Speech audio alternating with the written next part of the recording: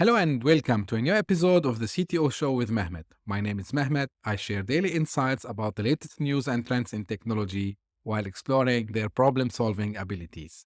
I also talk about startups and the entrepreneurs behind their innovative products and services. In today's episode, I will be discussing social engineering, what it is, how it works, and some examples of real world social engineering attacks, as well as some countermeasures to prevent them. So let's get started. But before I deep dive into social engineering, let's first define what is social engineering. Well, at its core, social engineering is the use of psychological manipulation to trick people into getting out of them sensitive information or performing action that could compromise the organization's security. It's essentially the art of exploiting human nature to gain access to systems or data that should be kept secure. Why it's so appealing to use social engineering by threat actors? Because in the chain of security, us humans are the weakest link. So let's talk about some common types of social engineering attacks and countermeasures to prevent them. One common approach, which is very well known, is phishing, which involves sending emails or other messages that appear to be from a legitimate source, such as a bank or social media platform. The message often contains a link that leads to a fake login page where the user is asked to enter their username and password. And once the credentials are entered, the attacker can use them to gain access to the user account and later on to a company or organization, maybe more secure or more important account, and then put their hands on the important data that they are after, whether they want to delete it, encrypt it, or exfiltrate it. Now, phishing, the most famous phishing attack happened in 2016, where hackers used, a phishing kit to gain access to the account of John Podesta, who was the campaign chairman of Hillary Clinton. The attackers sent phishing email that appeared to be from Google, asking Podesta to change his password. When he clicked on the link in the email, he was taken to a fake Google login page where he entered his credentials, and the attackers were then able to get access to his email account and leak sensitive information to the public, which ultimately impacted the outcome of the US election. A countermeasure for phishing attacks usually is, first, you need to be cautious about any email that comes to you or any message that reached you. So before clicking on any links or downloading an attachment from an unknown source, even if it looked like very common domain like Google, Facebook, whatever. So it's always good to verify the identity of the sender before entering any sensitive information. Additionally, organizations can implement spam filters, email authentication protocols to help preventing phishing emails from reaching users. Another thing that organizations they can do is that they can invest in a solution that can monitor domain names that are trying to act as them. So usually, they will change one letter. Sometimes they use these special characters that looks like a letter. So organization can actually discover time ahead if someone is using this phishing kit, which it will clone their login page for their systems, but using a different domain. So this is a good idea also to invest so you know time ahead and you can take this fake website down. Another common type of social engineering attack is pretexting. So pretexting involves an attacker who posts as someone else, such as a tech support representative or a customer service agent. The attacker might use the phone, call, or email the victim, claiming to be from a legitimate company or even law enforcement sometimes, or maybe a bank, and ask for sensitive information such as the password, credit card number, and so on. Pretexting is one of the favorite, I would say, attack for threat actors. In 2019, a group of scammers used pretexting to gain access to phone accounts of high-profile individuals, including the former Twitter CEO, Jack Dorsey. The scammers called the phone company pretending to be the victims and were able to convince the customer service representative to transfer the victims' phone numbers to a new SIM card controlled by the attacker. And then they got access to the phone numbers, and then they were able to reset passwords and gain control of the social media accounts. A countermeasure to prevent these attacks, usually it's important again to verify the identity of the person who's calling you or sent the email to you. And if someone is claiming to be from a legitimate company or law enforcement, you should ask for their name, job title, contact information, and then verify the information with the company. Now, I know sometimes it's challenging because the way they do it, they are very smart. So they try to catch us in, a time in the day where most probably we are busy. We cannot think thoroughly at that time. And then they put the pressure using some, tone over the phone where they used to be insisting or something like this. And, they try to get all this out of us. So it's very important to take care of this type of this attack. A third type of social engineering attack is baiting, which involves leaving physical or digital bait for the victim to find.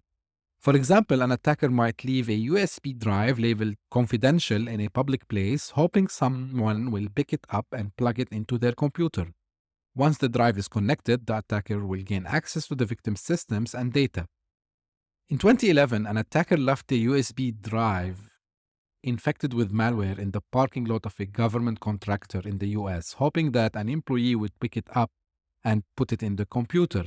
The tactic worked, and the malware was able to spread throughout the contractor's network, compromising sensitive government data. This brings me to a supply chain issue as well. So, of course, the countermeasures for these attacks is to avoid plugging any unknown USB drives or any external storage devices in your network. But again, you need to put some policies that prohibits not only your own employees, also your contractors from using external storage devices you should force the employees to report any found devices to the proper IT personnel. So far, we talked about 3 common types of social engineering. Let's discuss 3 more. So the first type I would like to discuss today is what is known as the quid pro quo. In this type of attack, the attacker promises something in exchange for sensitive information or access. For example, an attacker might call an employee and claim to be a computer technician, offering to fix the employee's computer in exchange for the employee's login credentials. Once the attacker has the credentials, they can use them to gain access to the employee's systems and sensitive data. In 2014, a man was arrested for using quid pro quo tactics to steal over $1 million from a bank. The man posed as a vendor and called bank employee, claiming that there was some issue with their computer systems. He offered to fix the problem in exchange for remote access to the bank's network. Once he had access, he was able to transfer the money out of the bank's account to his own. A countermeasure to prevent quid pro quo attacks: employees should be trained to never give out sensitive information in exchange of any goods or services. In addition, organizations can implement policies that require employees to contact IT for any technical support requests. The fifth type of social engineering I want to discuss with you today is tailgating, and this involves an attacker following an unauthorized person into a restricted area, such as a secure building or a data center. The attacker might pretend to be an employee or a delivery person, and once inside, they can gain access to sensitive information or systems. In 2016, a security researcher was able to gain access to the server room for a major tech company by tailgating behind an authorized employee. The researcher was able to take pictures, videos from the server room, which then he used to demonstrate the company's lack of physical security in a blog post. To prevent tailgating attacks, organizations should implement strict physical security measures such as ID checks, security cameras, access control systems, and employees should be trained to never let anyone enter a secure area without proper authorization. The last one I want to discuss today is deepfakes. Deepfakes involve the use of artificial intelligence and machine learning to create convincing fake audio or video recordings. Attackers can use these deepfakes to impersonate someone and trick their friends, family, coworkers to get sensitive data or information, or they could also use it to perform actions that could compromise security. In 2020, a deepfake audio recording was used to scam a CEO out of 243,000 US dollars. The attacker used an AI-powered voice imitation software to impersonate the CEO's boss and request the transfer of funds to a fake account. The CEO believed the recording was genuine and transferred the funds, which were never recovered. And by the way, AI is becoming much better. I've shared about that before. And actually, there was an article a couple of days back where people were able to hack their own personal accounts by just using deepfake sounds. So to prevent deepfakes attacks, it's important to be cautious about trusting audio and video recordings, especially those that seem out of character for the person in question. Now, this is a hard one. It requires a lot of due diligence. It requires a lot of high cautious level, I would say. And organizations should consider implementing policies that require employees to verify the identity of anyone who's requesting sensitive information or access.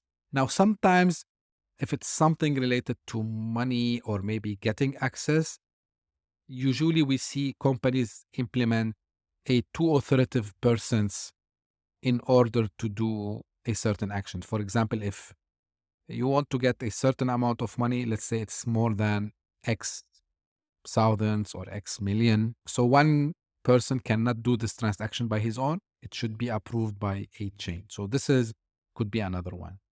So those are the most common 6 types of social engineering attacks and their countermeasures. It's important to remember that anyone can fall victim to these types of attacks. And the best defense is to stay vigilant, practice good security hygiene. That means being cautious about clicking links or opening attachments, and be very careful when dealing with unknown phone calls or receiving emails from strangers, and always verify the identity of someone who's asking for sensitive information. In addition, user training, providing awareness to employees and subcontractors, and I underline subcontractors here because it's a supply chain, not like only your own employees. Of course, you can and you should invest in multi-factor authentication. So using multi-factor authentication can help prevent unauthorized access to sensitive systems and data. Although, and I will cover this in a later episode maybe, about also the challenges that we are seeing with MFAs nowadays. Access control, so you need to make sure that people get access to what they should get, and also to deny access for people who should not be physically or digitally in a place at a certain time. Incident response framework and plan. This is very important, and I would cover this in a future episode as well, because you need to know which framework you would be using, and then you need to put the plan under this framework to respond to such an incident caused by social engineering attack. And of course, the traditional one, implement, like endpoint security, implement network detection solution, detect firewalls, IDS, IPS, and all this stuff. And of course, regular software updates, so you can be patched against the vulnerabilities that these social engineering threat actors might utilize. That's all for today's episode. Thank you for tuning in. I hope that you would like this episode, because it's part of I would say, journey for me, where I will be covering certain topic and I will dedicate the episode for this topic. So if you like this episode, please share that with me. If you would like me to cover additional topics, if you have something in mind, if you want to come and join me in an interview on this podcast, I would be more than happy to host you. If you are a subject matter expert, I would love to have you on my show. And as usual, until we meet next time, Stay safe and thank you for listening. Bye bye.